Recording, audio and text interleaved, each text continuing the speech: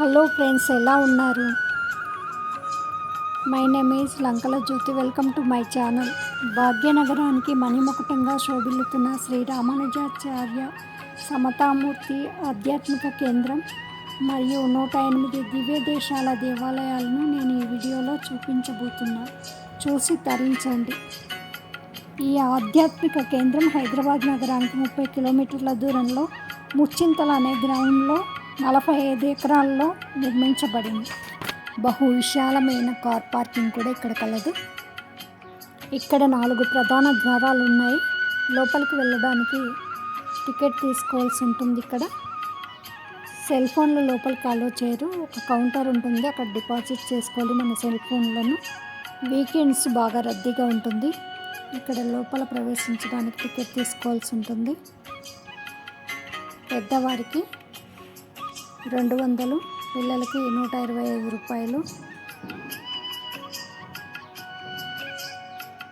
మనం ఇక్కడ అనేక రకాల శిల్పకళ రీతులను చూడవచ్చు. ఇక్కడ ఏనుగు ఆకృతులు పల్లవ నిర్మాణ శైలిలో మరియు స్తంభాలు కాకతీయ నిర్మాణ శైలిలో కనిపిస్తున్నాయి. ఆహా, అద్భుత! ఇక్కడ శ్రీమద్ రామానుజాచార్యుల వారి విగ్రహం 216 అడుగుల ఎత్తులో కొలువై ఉంది.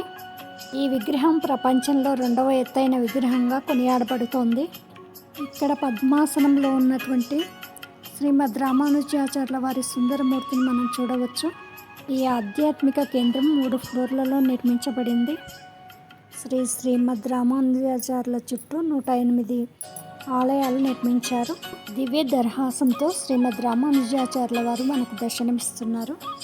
ఇక్కడ 27 అడుగుల ఎత్తులో పద్మాసనం ఉంటే, త్రిదండం 27 అడుగుల ఎత్తు మరియు 108 అడుగుల్లో శ్రీమద్ రామానుజాచార్యుల విగ్రహం కొలువై ఉంది.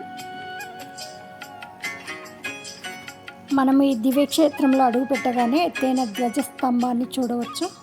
45 అడుగుల ఎత్తుగల అష్టదళ పద్మాకృతిలో ఉండే ఫౌంటైన్ని మనం చూడవచ్చు. శ్రీమద్ రామానుజాచార్యుల వారిని నీటితో అభిషేకిస్తున్నట్లు కనిపిస్తుంది ఈ ఫౌంటైన్. లోపల 108 దివ్య దేశాల ఆలయాలకు సంబంధించిన ప్రతిరూపాలు, విగ్రహాలను మనం చూడవచ్చు.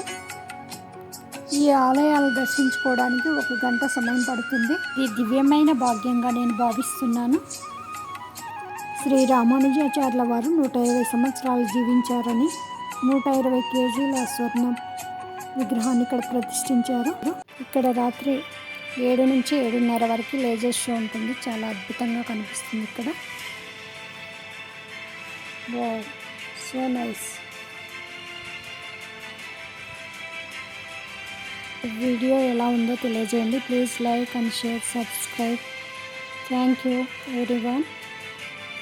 See you again. Until then, goodbye.